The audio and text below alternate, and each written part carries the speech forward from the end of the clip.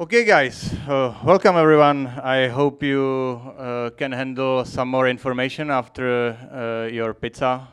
My name is Michal Sanger. I'm a technical lead in the Prague office, which basically means I'm spending unhealthy amount of time on meetings instead of doing software.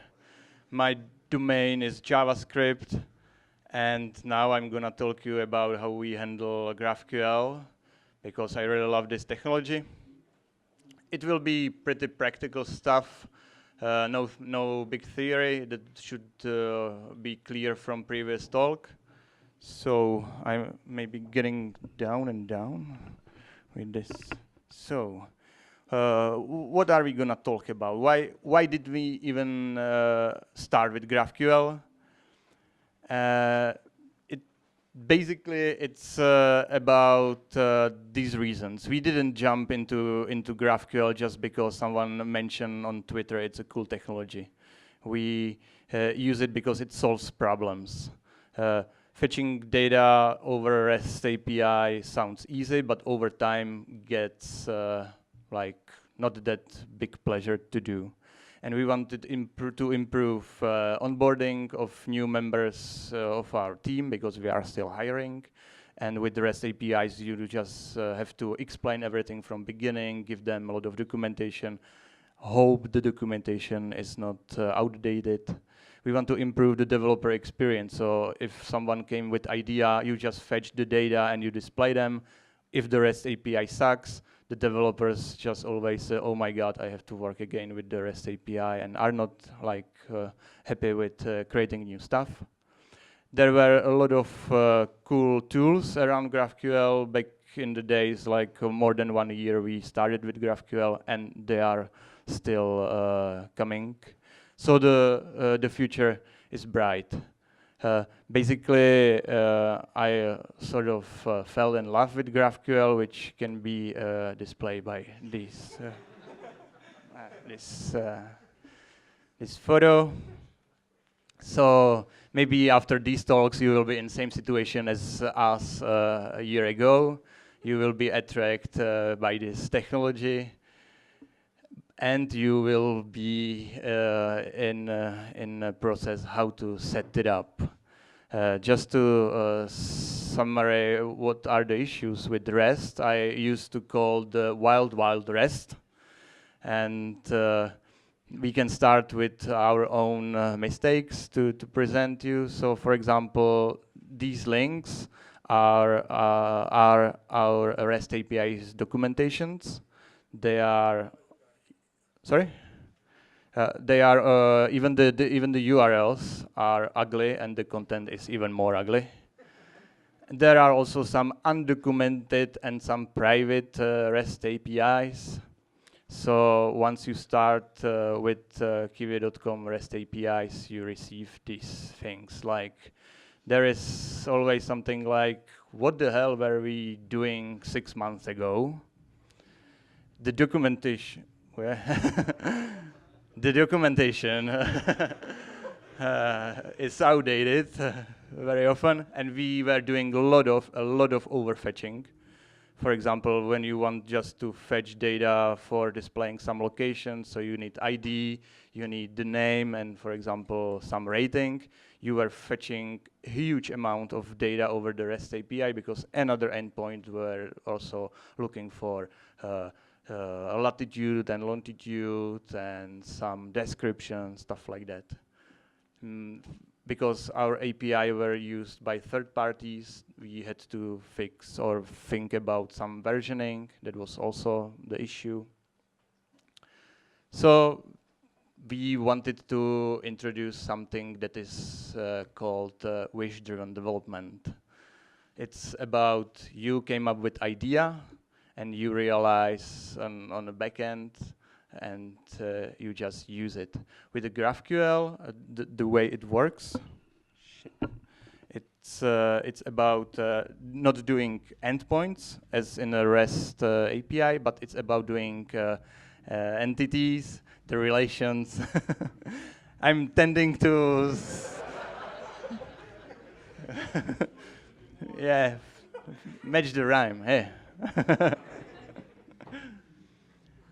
So once you do entities and the relations, then you get the idea about the possibilities, and then it's open to your fantasy. You see, you got the locations, you got flights. There are some airports, which are locations. It's quite easy to think about the possibilities. It's not about there is some endpoint that just throws the data. You need to go through the response and figure out what useful can be done with that. So you are open. It's more easy to do experiments, try something, destroy it if it's not working, or work on it a little bit more if it's good. So how did we handle it? We just decide to do just REST API proxy, because we got a lot of microservices. We are not willing to re-implement everything just for the GraphQL. We are okay to call REST API with a server-to-server way, but it really sucks to call REST API the client and server.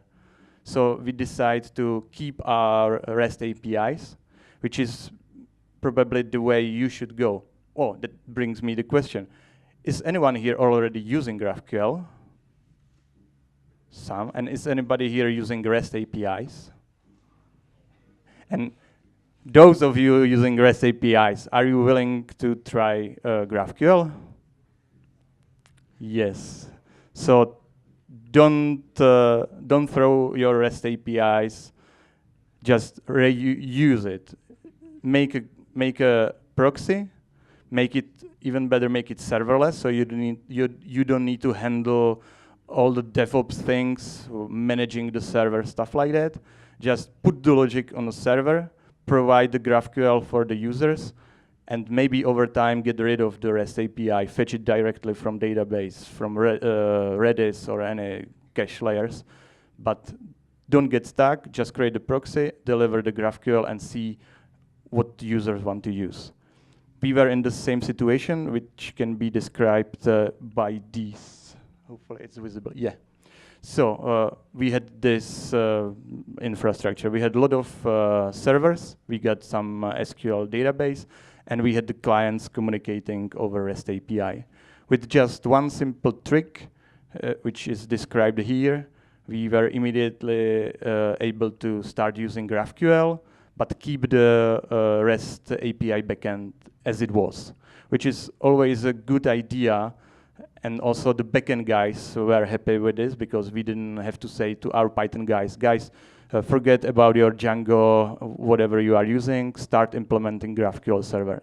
They don't understand what's the issue. But we as a JavaScript front-end developers, we understand the pains. From their point of view, it's okay just to provide data over REST. So they can keep their REST. We put the GraphQL proxy, and everyone is happy. Even what we did with the serverless approach is we implemented the GraphQL proxy in JavaScript. We deployed it on AWS Lambda, so we don't need to stress with like traffic peaks, because the Lambda scales automatically. And we are also not doing any big science. We are just translating the GraphQL queries into REST API calls, which is something we would do anyway on a client if we would consume the data. So there is no need to change like authentication. There is no need to do any like load balancing, because the Lambda scales, and the REST backend can handle it because it was already used.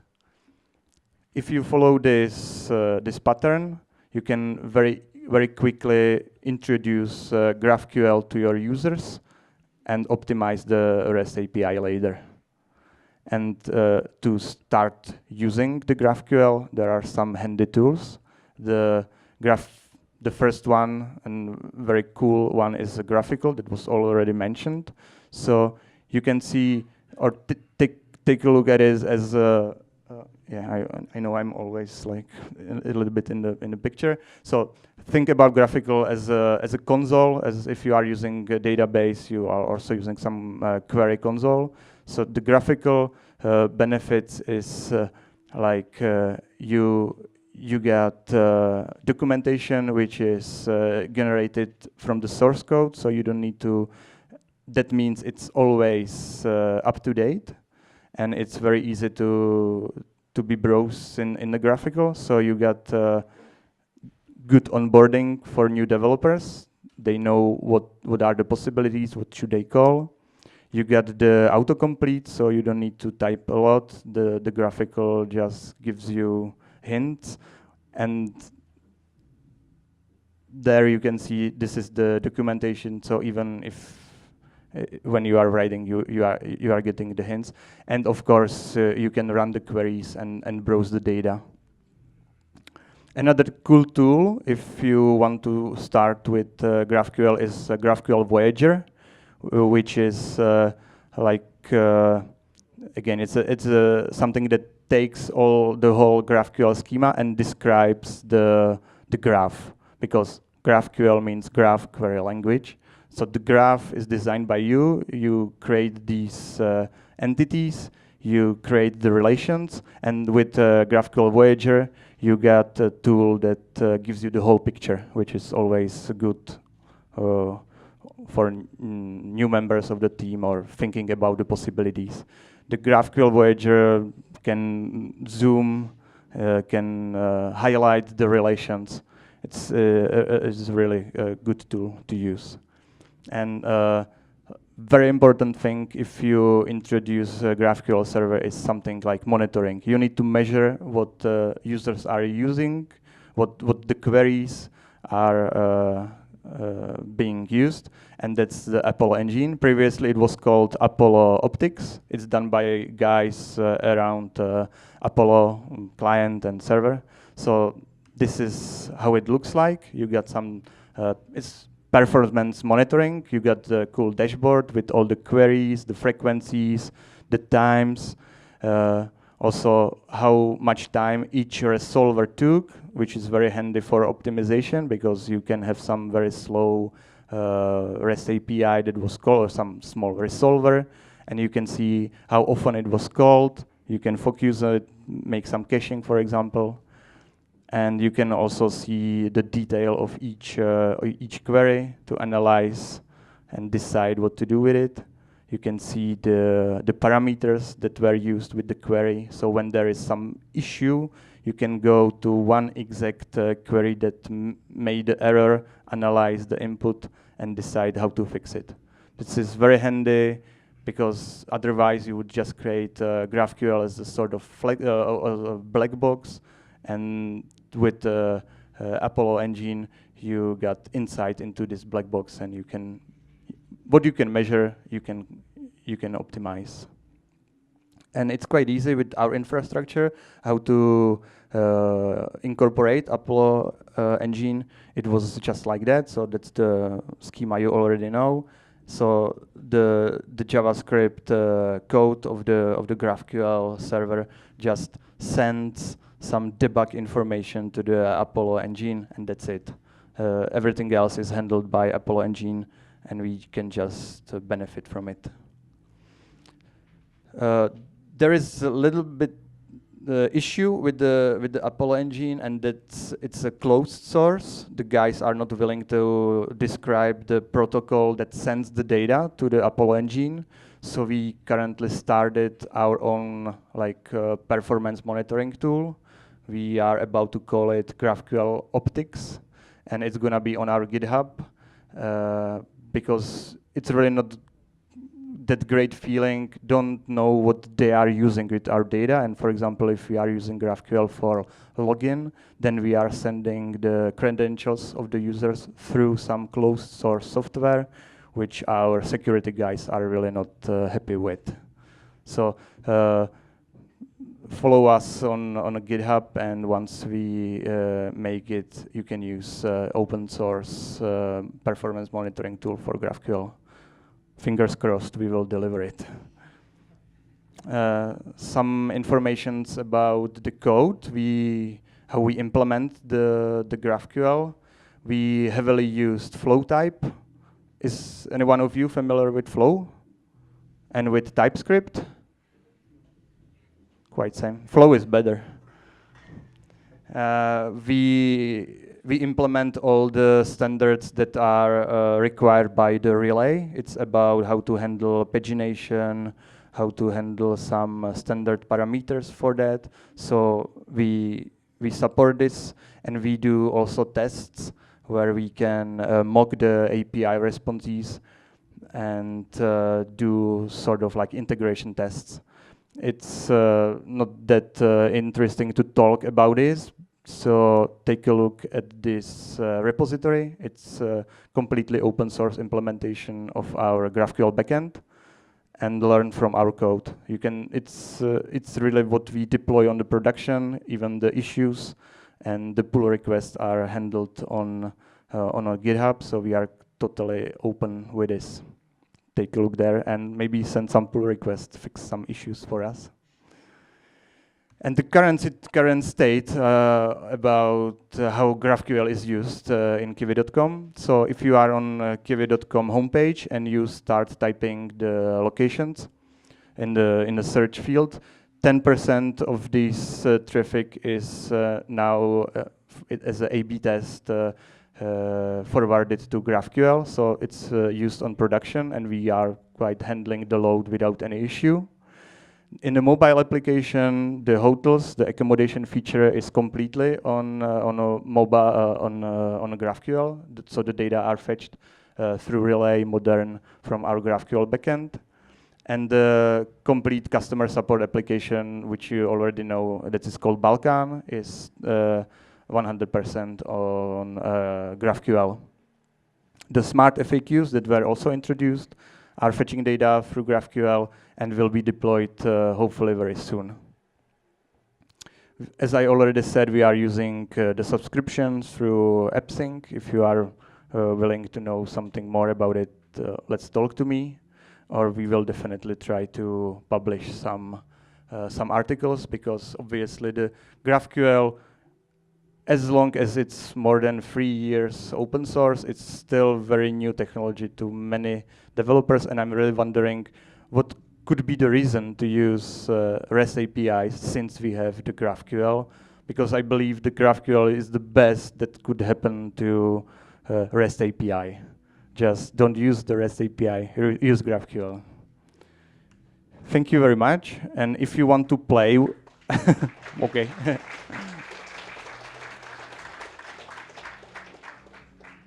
If you want to play with the GraphQL, immediately go to Kyiv Graphical Now SH, and this is the graphical for our GraphQL Kyiv.com. You can, for example, search for flights. The data are real. You can build your own small Kyiv.com clone. Implement all the features you want, and if it's gonna be great, we will maybe acquire you.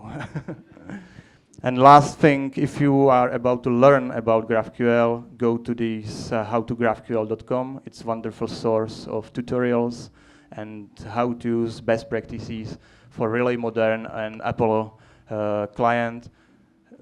So you can learn GraphQL very, very quickly. That's it. Thank you very much. Yeah.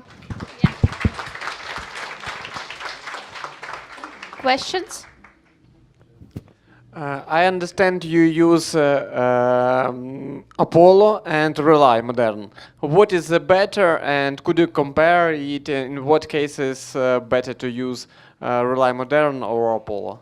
Thank you. It's a very difficult for me questions. I pass full stack course for GraphQL, and I don't know what is the better still now. Thank you. The good thing about Apollo and Relay is you can use both. For some parts use these, and for parts use that. So for example, for server, we are using Apollo server. On a client, we are using Relay Modern because it's more mature. It provides you with the Relay compiler, so big projects don't get messy. The compiler warns you before deployment. But for example, for the subscriptions, we use some libraries from Apollo, because the Apollo link and Apollo authentication, these tools are very handy for setting up the subscriptions environment. So we use whatever fits best for our needs. I recommend using Relay Modern because it like force you into some naming conventions. There is not that like place for own imagination or some inventions. They just say you, if you have component this name, the fragment has to be named this way. Then they generate some types in flow for you. Relay Modern helps you to don't overcomplicate, don't get your project messy.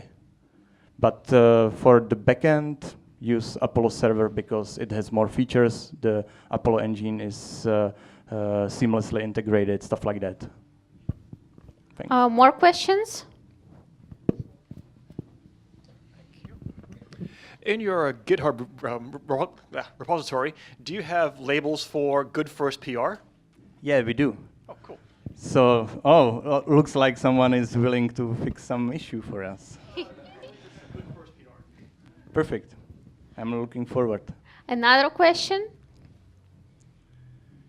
No questions? Cool. If there are no more questions, there is also... there is some question. So far, quick introduction. There will be some after party in a pub. I don't know the address, but it will be told, and there will be a lot of beer, probably, hopefully. So that will be announced. Hi. Thank you for your interesting presentation. But I have one question. What about debugging? For example, Redux have extensions for browser, Redux DevTools. Apollo Relay have extensions? Exactly. That's a great question. Both Apollo client and Relay Modern has Chrome DevTools extensions where you can see the queries that are sent, or just simply debug or get information about what's happening behind. So just Google it, and the extensions are there, and it works great. It's quite similar with the Redux extension. Hello. Hello. How you deal with caching? Maybe you have something on server side, or maybe front-end guys dealing with it in client side. For example, using mobilization or something. Yeah, that's another great question. Currently, we don't stress that much with caching. Our main focus is just to make it run, start to providing the data, because the backend can handle the load. So we just focus on providing the GraphQL. But the caching is quite important topic. So with Apollo engine, you can measure what is worth to cache. And there are some ready-made libraries by the Apollo guys, so they can cache like small pieces of the queries. There is like some tools are available. You can also start caching on a client, but with usage of GraphQL frameworks like the Relay Modern, the framework should provide the caching for you, based on some debug informations you can send. So currently we are not, it's not an issue for us, the caching, but there are ways to go if you want to implement the caching.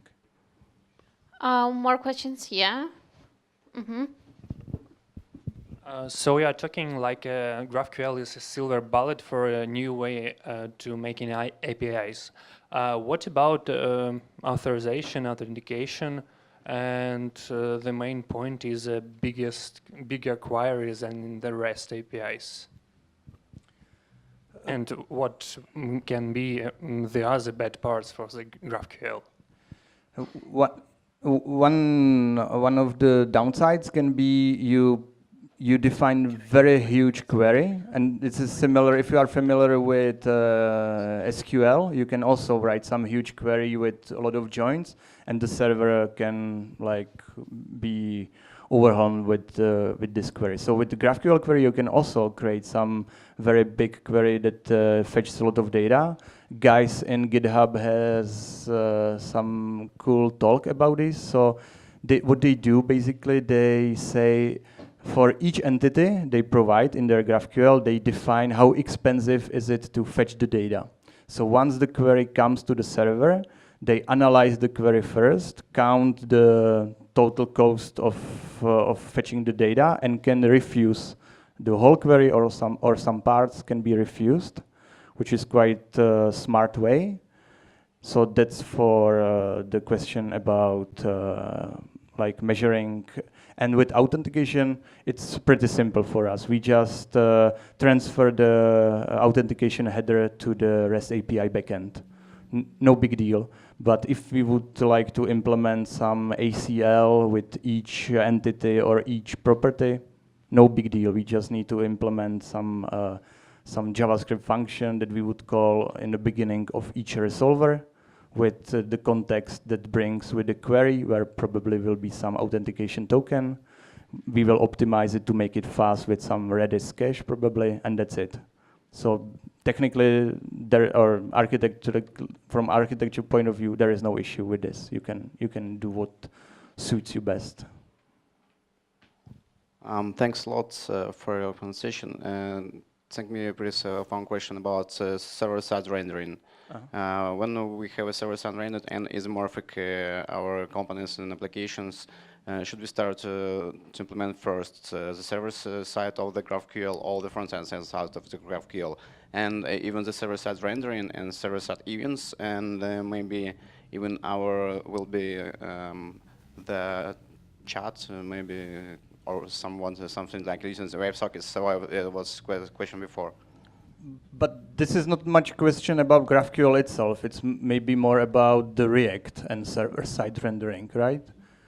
Because the GraphQL is just about the way you fetch data, but doing the server-side rendering is a topic for the React or your application.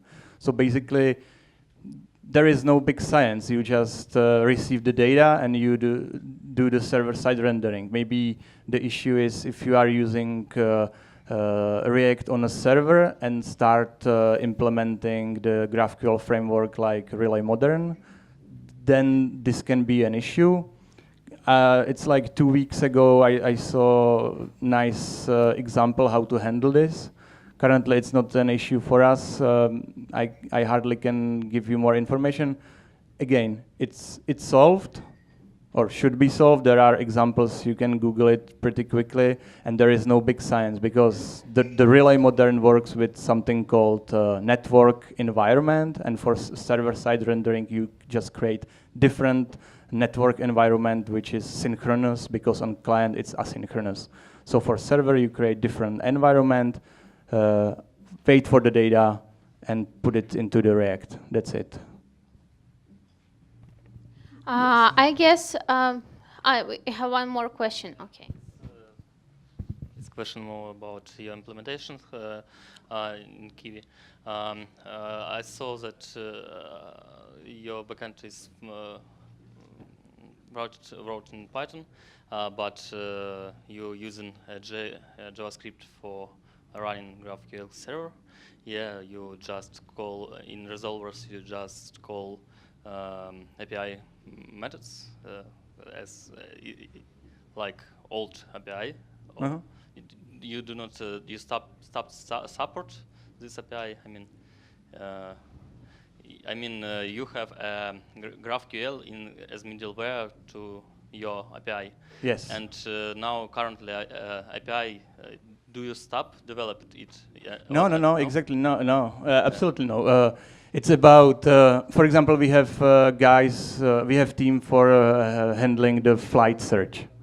So they are still working on the flight search, providing the data out as a REST API, and we consume it on a GraphQL part. We just don't need to explain to front-end developers which REST API to call, where to get some detail about airport, detail about the airline, stuff like that. We provide better developer experience with the GraphQL, but the REST APIs for the GraphQL and server communication are still there and are still supported. We can just bring it on, like we can measure some properties are not necessary to be in the response. We can tell the backend guys to remove it because nobody is needing it. The response will be smaller, stuff like that. So the backend guys are completely still working on the issues and stuff and providing the REST API. I guess that's it for questions. Thank you, Michal. That was great.